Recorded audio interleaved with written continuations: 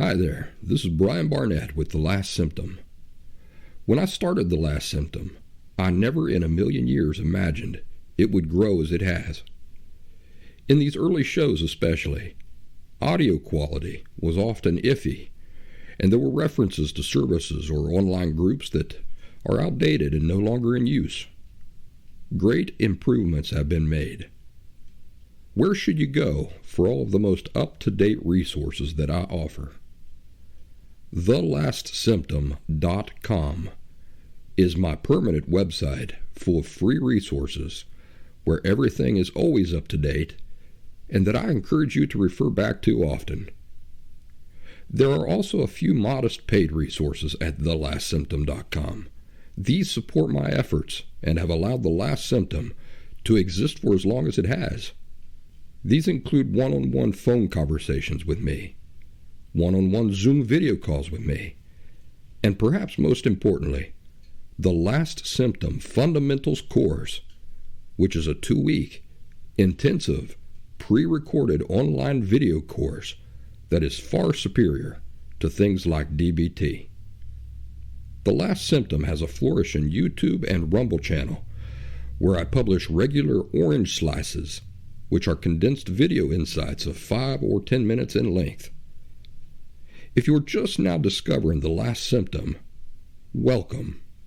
I hope you will find every insight and resource you need here for authentic and permanent recovery from emotional disorders such as borderline personality disorder. Now on to the show. Brian Barnett is just a regular guy. He's not a doctor. He has no legal license in any field of mental or emotional health. Brian Barnett merely shares the insights he's gained from his personal experiences for anybody who may choose to use such information as he or she personally chooses, while accepting full responsibility for his or her own individual thoughts, feelings, behaviors, and actions. Brian Barnett assumes no responsibility whatsoever for anybody's individual choice to expose himself or herself to any information that Brian Barnett shares. And by listening to this program, you're acknowledging that you, and only you, are responsible for your own thoughts, feelings, and actions. I figured you might like to know what life has been like for me personally since my recovery.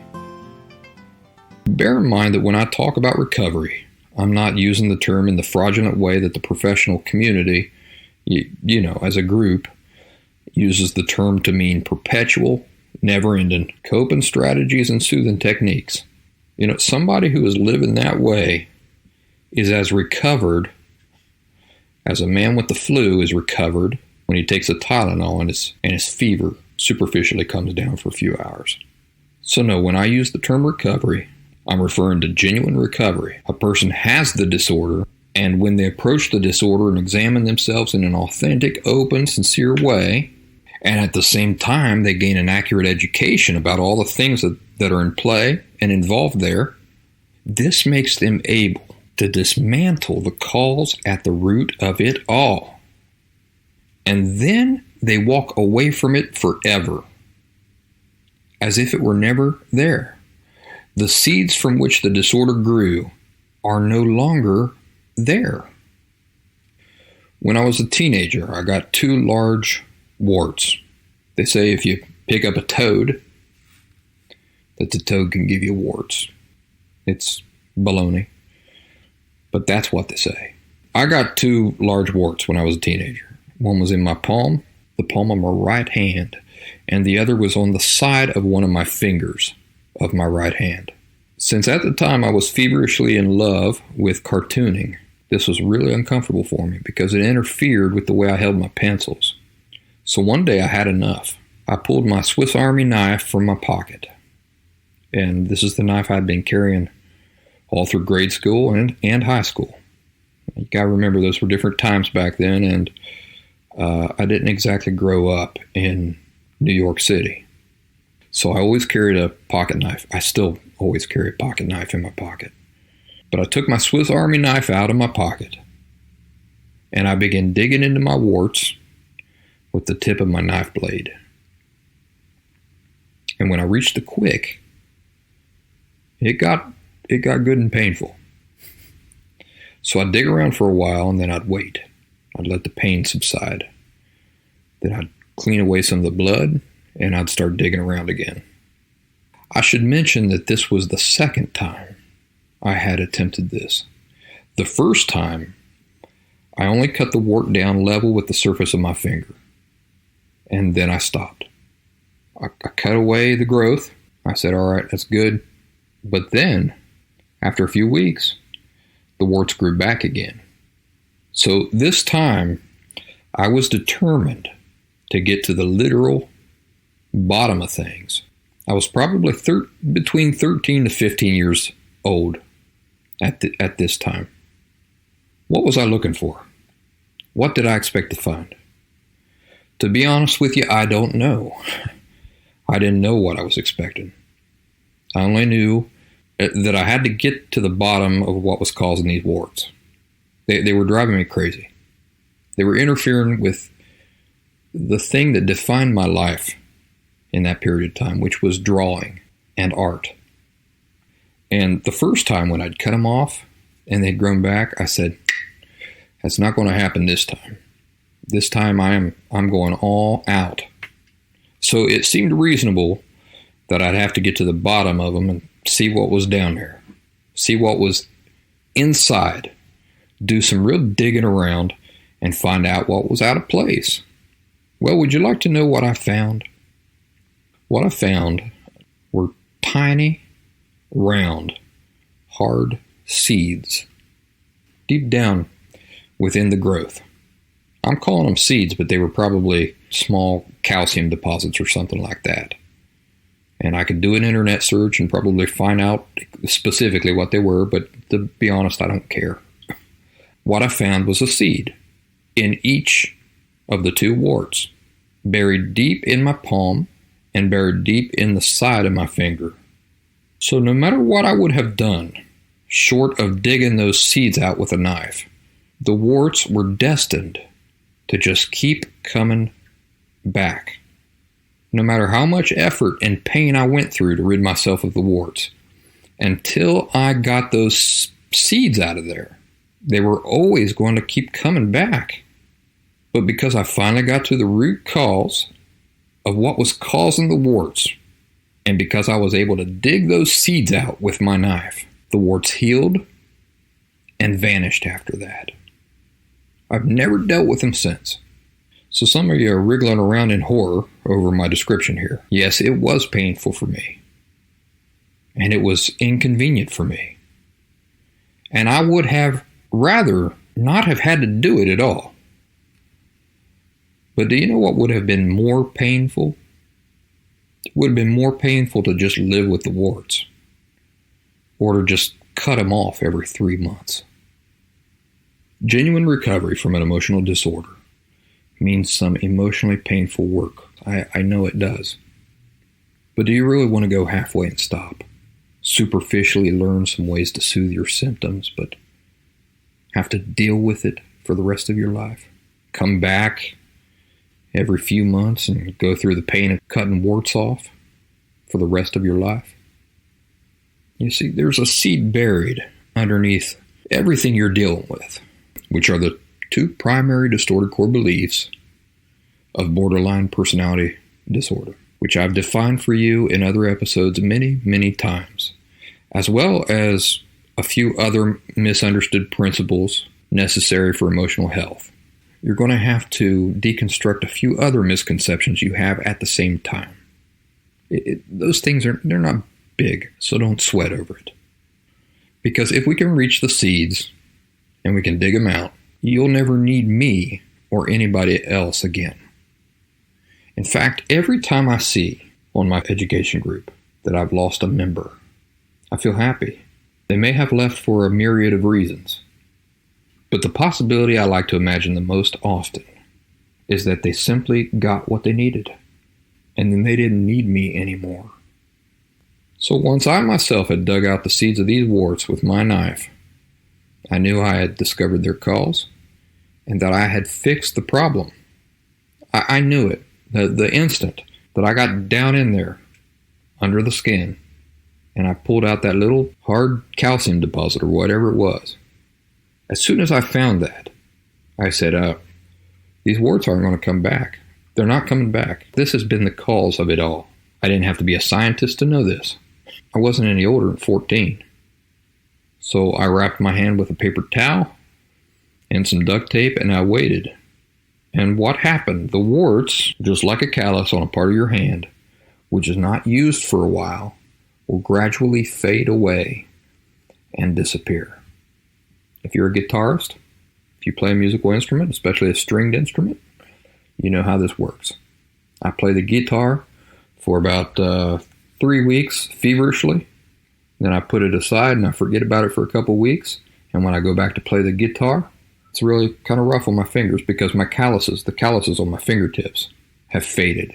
So would you like to know what my experience was like observing the disappearance of some of the warts or symptoms of borderline personality disorder? I'd be happy to share them with you. There have been so many changes that there's no way I can detail all of them for you, but I'd like to handpick a few and tell you about them. Probably the most dramatic change was with rage. And as I described once before, I used to deal with unhealthy rage and unhealthy, illogical frustration, which often manifested in the form of road rage. Frankly, I am fortunate to still be alive. The rage that I experienced was not just road rage at other drivers, but it was rage while driving. You see, the cab of a car or a truck is pretty small. It's a small confined space.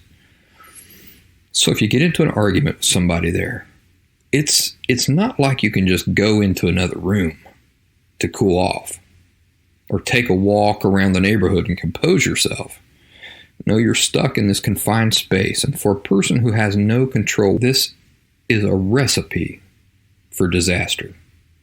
I'll tell you right now that I take no pleasure whatsoever in admitting to you that there were times while I was driving, prior to my awareness of having borderline personality disorder, and then even after my awareness, but before my recovery, when I'd get so overtaken by rage that I would fantasize about crashing the vehicle into a telephone pole just to end an argument. But I think it's important to share it honestly because the reality is that many of you listening to this are responsible for thinking the same sorts of things, secretly. This rage was a poison that had been passed down to me by my dad. It was something that I had fought against all my life, but that I always lost to. I believed it was woven into my DNA. I assumed it was something that was just simply an inherent part of me that I'd be apologizing to others for the rest of my life. For 35 years, from my perspective, this uncontrollable anger and rage was as much a part of me as the color of my eyes. I was burdened by the certainty that no matter how hard I tried, I'd never be rid of it.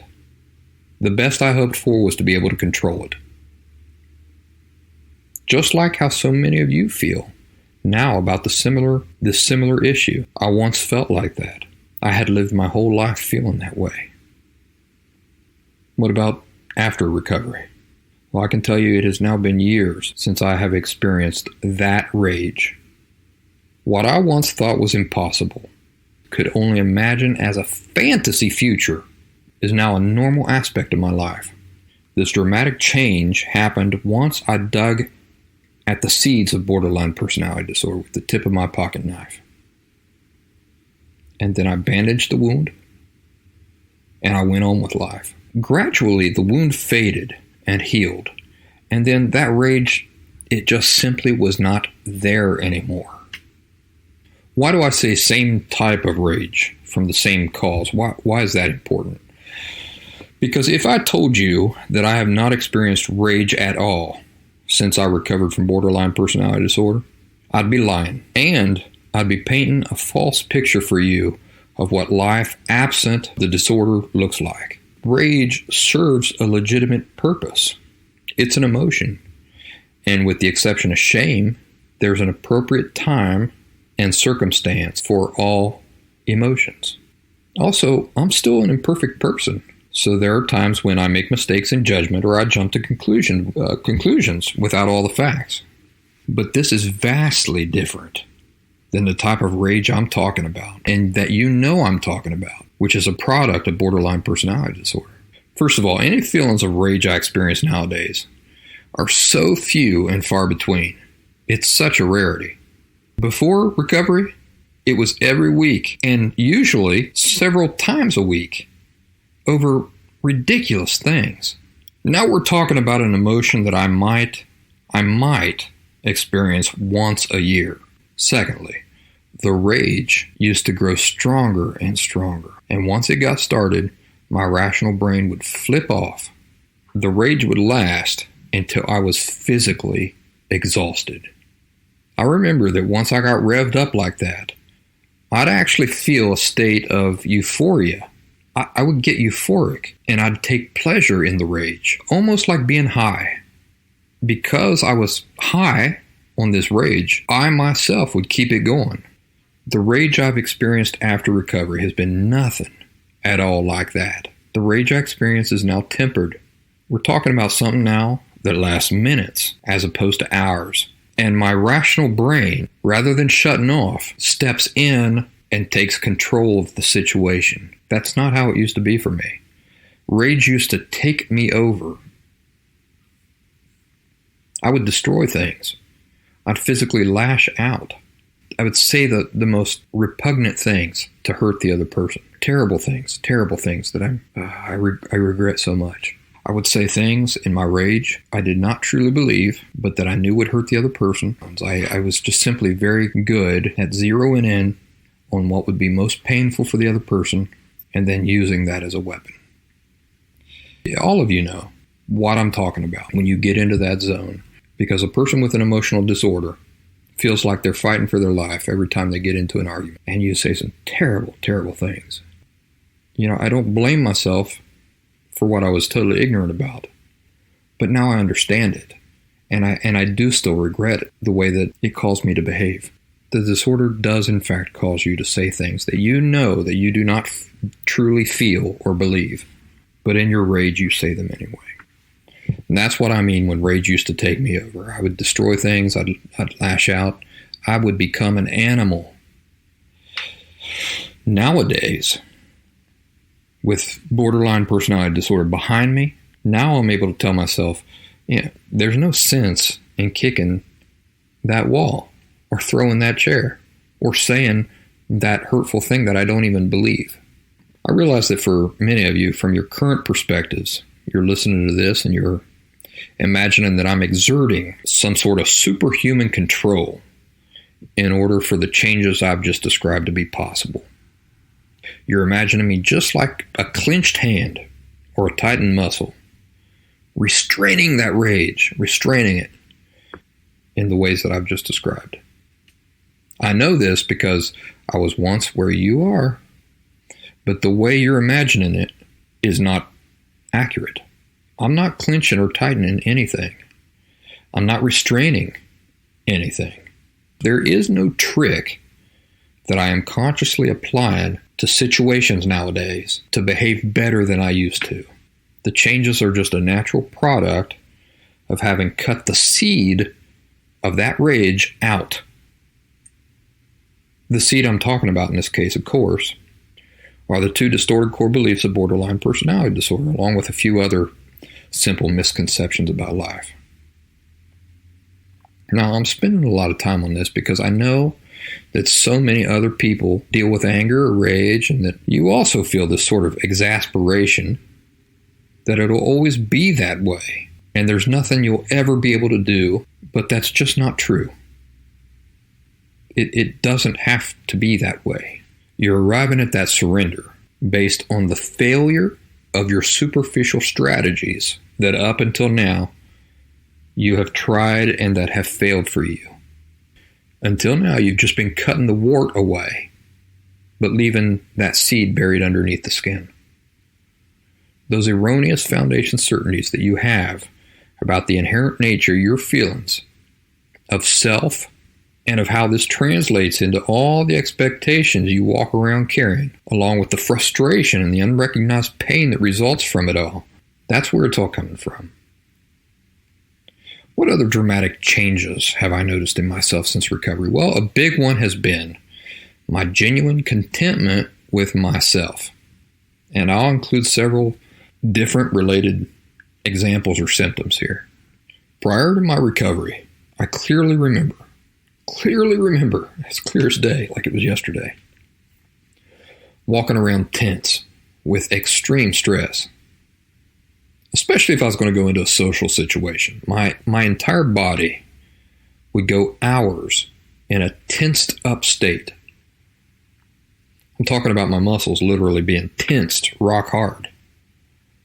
The muscles in my stomach, my posture. This would result in a lot of sweating, especially under my arms. I was constantly looking for the most powerful deodorants I could find. I have 15 years now working in a professional field, so I'm often dressed in dress shirts and ties, often full dress suits. I could shower, put on deodorant, be clean and crisp, but because of the stress of heading to work, I would easily sweat through all my layers of clothes before I got to my destination. Now, I was always able to fake natural calmness very well, but it was fake. And anybody who knew what to look for would have been able to spot the tells that on the inside, I was anything but calm. My palms would sweat, my armpits would sweat something fierce, and I could not totally control the shaking in my left hand, my non-dominant hand. Incidentally, my mother's left hand shakes uncontrollably like this, as does my brother's, as does my grandpa's, or as did my grandpa's. He's deceased. That shaking in my left hand has completely disappeared since my recovery. I don't sweat under my arms. I notice that I no longer superficially hold my stomach in a tense state. Now, I do get nervous, don't get me wrong, but it's nothing at all like before recovery. The extent of it nowadays is that I feel a bit of fluttering in my gut, like some butterflies, and that's about the extent of it. Another thing related to genuine self-contentment is that prior to my recovery, I had such a distorted view of myself that my physical appearance was a constant, unhealthy, overpowering concern. My physical appearance was on my mind consciously and subconsciously, always. There was never a moment in any social situation that I was not thinking about it. What this meant was 100 trips to the bathroom to make sure that my hair looked okay.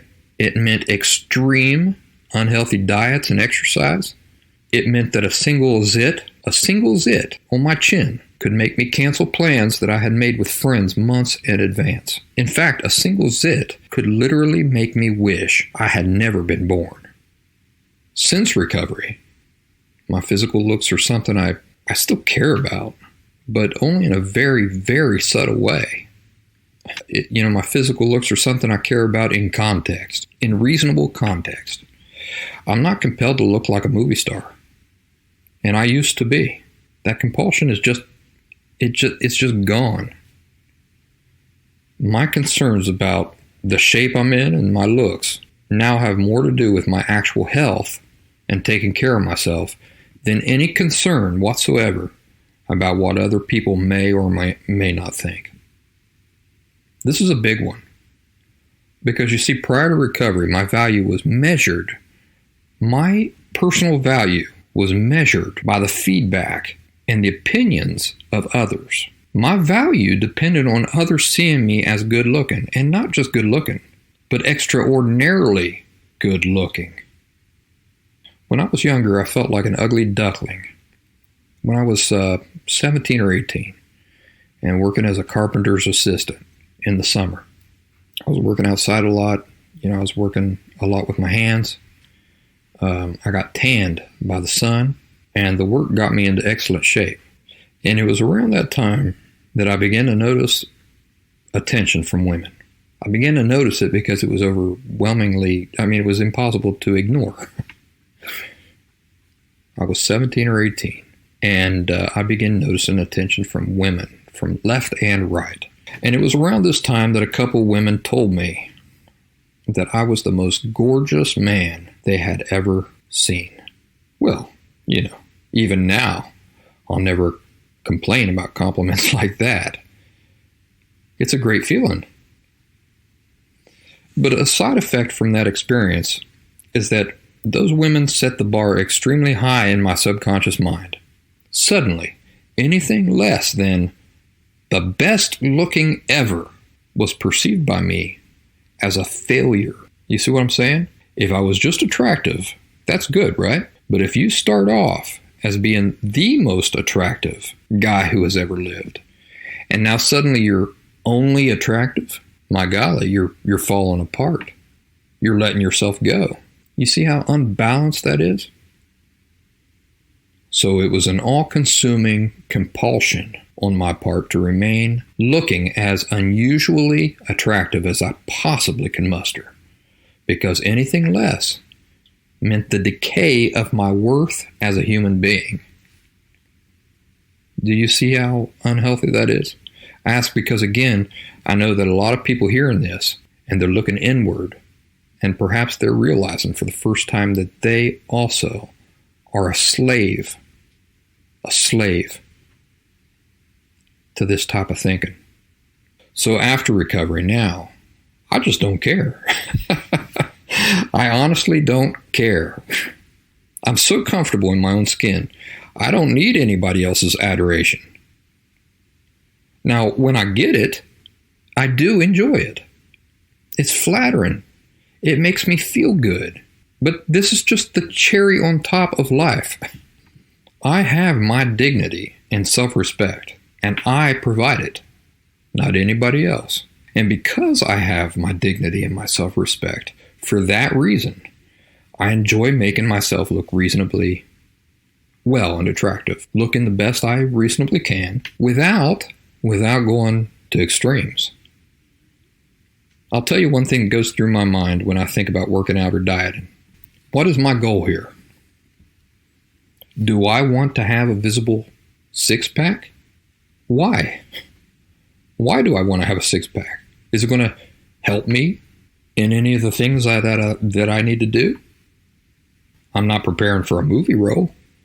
So why? Why do I need a six-pack? Because women like it? Okay. But how many are actually going to see it? And will just as many people like me if I don't have a six-pack? Will I like myself if I don't have a six-pack? Yeah, I will. And so will plenty of other people. Plenty of other people will still like me and will still think I'm sexy, and they're going to be just fine with me. And then I also think about the work and the dedication and the focus that is involved in achieving something like a visible six-pack. For those of you who are not American or, English is not your first language. When I'm talking about a six-pack, I'm talking about your abs, the muscles in your stomach. All right, we call that, in American English, we call that a six-pack. Because when you buy beer or you buy pop, sometimes it comes in a six-pack. So that's what your ab muscles look like in your belly. Now, one of the things that I often think about is I think about the work and the dedication and the focus and the sacrifice that is involved in achieving, and not just achieving, but maintaining something like that. And then I realistically evaluate if the effort is worth the returns. Is the effort that you're going to put into that worth the returns? In other words, are you going to get back more than you invested in it? That's smart, right? Nobody wants to put in more work than what they're going to get back for that work. So, in my current circumstances, the answer is usually no. Sorry, ladies. Sorry, ladies, the answer is usually no. Now, the reason why I say a visible six-pack is because of this. Did you know that everybody is already walking around with a perfect six-pack? Some of you are like, no, he can't be right. No, I'm right. You, right now, no matter who you are, you have a perfect six-pack. Crunches aren't going to make the muscles in your stomach more visible. So stop torturing yourself. Stop doing pointless crunches. Unless you just want strong stomach muscles because you think you're going to have to lift a car with your stomach in the future or something, don't do that to yourself. There's no point in it. The only reason the perfect ab muscles you already have aren't visible, I hate to tell you, is because they're just covered in a layer of fat. So congratulations, you're a normal person. You're a normal person. The secret to visible abs is not exercise. It's not crunches. You don't do crunches to make your abs visible. You do crunches to make your abs stronger. The secret to visible abs is a lean protein diet. That's all. You just have to be leaner. And what is required in being leaner?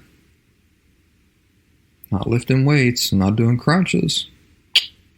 It's eating less carbs and sugar and fat and eating more protein. Anybody who tells you different is lying to you. All right, what else?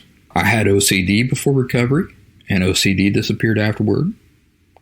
The OCD I had didn't manifest with hand washing and avoiding cracks on sidewalks. No, my OCD was extreme focus on a thing non-constructively. So, for example, I'd get a free Saturday and I'd go out into my art studio and I'd do some creative work. I'd go out there to do some creative work, but instead I'd spend the entire day sorting files on my computer. Or I'd think, hey, I should play some music while I'm out here working. But as soon as I opened up my music library, I'd compulsively spend the next 12 hours, and I'm not exaggerating, 12 hours, just sorting my music collection. What was going through my mind was, I just have to do this once. And if I stop now in the middle, then I'll never get this done. It'll be hanging over my head. Things like this used to drive my ex-wife absolutely bananas. Speaking about my ex-wife, this leads me into the last thing I'll mention on today's topic for this episode. Maybe we can do a part 2 in the future, since really the changes they've really been so numerous that I could not possibly have enough time to describe every single one of these changes that I've experienced in detail. A drastic change has been in my general attitude from one of bitter, consistent negativity and complaining to overwhelming positivity and genuine overall contentment. The way that my ex-wife figures into this is that she had to deal with my negativity and my griping and my complaining constantly, bless her heart, when I moved to Philadelphia. I moved to Philly for her, by the way. And when I did nothing but nitpick and complain about every single thing that is unique and lovely about Philly, as well as, of course, the things that aren't so great about Philly, such as having to pay to drive on the turnpike to go absolutely everywhere within a reasonable amount of time, or, the traffic. The traffic's nothing to write home about. But there were just so many stupid things that I used to gripe and bitterly complain about. I did this from a place of extreme insecurity. You see, I had to tear down everything that made up my wife's life that was not a natural part of my life experience. Because if I could get her to turn on it herself, or to question it, you see, this was a victory for my self-worth. If I could get her to turn on it herself, then I was more valuable than that thing, whatever that thing was. So let me give you an example, a specific example of what I mean. One of the first things I noticed in Philly was that the news broadcasters from the local stations, when you turn on the nightly news, they're a lot more superficial than what I'm used to. The local news that I was used to watching growing up was based in Huntington, West Virginia. And the people who make up that news team are very plain and down to earth. They don't call attention to themselves at all. And instead of seeming to view themselves as celebrities, they're very humble people. They just seem to be one of the normal people in the community. In fact, they present themselves as exceedingly humble. They could be your next door neighbor working in the garden. So the first thing I'm greeted with after moving to Philadelphia are these extremely superficial, sort of self-absorbed news presenters who seem to crave an unusual amount of attention. I don't think I'm going out on a limb here by stating that as fact. That's the way it really is. From my perspective, as an outsider coming in, they just appeared like ridiculous clowns. I just couldn't understand how anybody could take them seriously. The guy most famous for doing the weather in Philly, for example, his name is Hurricane Schwartz. Hurricane Schwartz. Now, let that sink in for a second. The guy who does the weather is Hurricane Schwartz.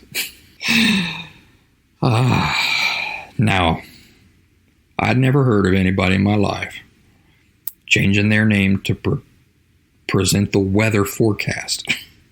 I never heard in my life somebody who went into a career presenting the weather, changing their name as if they were going to become, Michael Jackson or something in the future. To appear in Hollywood movies, sure. Hollywood is a fictional industry dealing with fictional stories. But the weather forecast is not, the last time I checked, a fictional industry. Yet here's this fella who wears this ridiculous bow tie so that he'll stand out and have as recognizable an identity as possible, who's taken on a name as if he's an actor appearing in movies. Hurricane Schwartz. In some ways, I still don't understand how the hardworking blue-collar people in Philadelphia embrace this sort of grandstanding self-absorption. But none of this is neither here nor there. I'm finally getting to the point of all this. Instead of recognizing that all of the little cultural differences that I was being exposed to was a part of my wife's identity, because she was a Philly girl. You see, she hadn't been born where I was born. She was a Philly girl, born and raised. She had been born there and had lived her entire life there.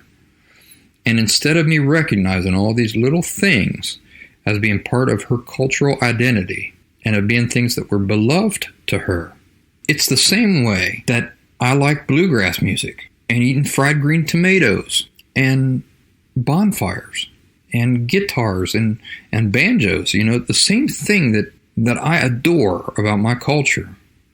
I was complaining and nitpicking and trying to convince my wife nonstop how stupid the things that she loved about her own life were. Why was I doing it? Insecurity. If I could get her to turn on those things that she loved, then I would feel better about myself. So this also is a tremendous, tremendous regret that I live with. I'll never get to talk to her again. This is the next best thing I get to tell you. I get to help you strive to achieve the same thing, to break free from this terrible disorder so that you don't do these sorts of things to anybody else. What a tremendous, tremendous regret that I beat her over the head negatively with her own culture. Eventually, while I was there, many things in Philly grew on me, and today I consider Philly my hometown, my adopted hometown. There are still lots of things about Philly that strike me as stupid, but here's the difference. I no longer feel threatened by any of those things, nor do I any longer feel threatened by other people's inability, unwillingness, or just simply difference of opinion. That has been a major, major difference prior to recovery to now, post-recovery. people's opinions. I'm able to accept those as just, well, it just is what it is. And I can value that.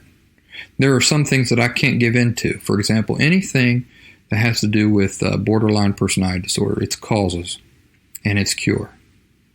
You know, when I know something is just what it is, I can't say, well, all right, well, the sky is green. I agree with you. Can't do that. But in matters of opinion, in things of relativity, God, it's so much easier nowadays for me just to see, oh, well, there is no concrete truth here. So whatever they feel on the matter, it just is what it is. My opinion is no better than theirs. This episode has gone on forever. So, have a good week. Be good. Be kinder to yourself than anybody else will, because that's going to help you be kinder to other people in return. Have a nice week, everybody.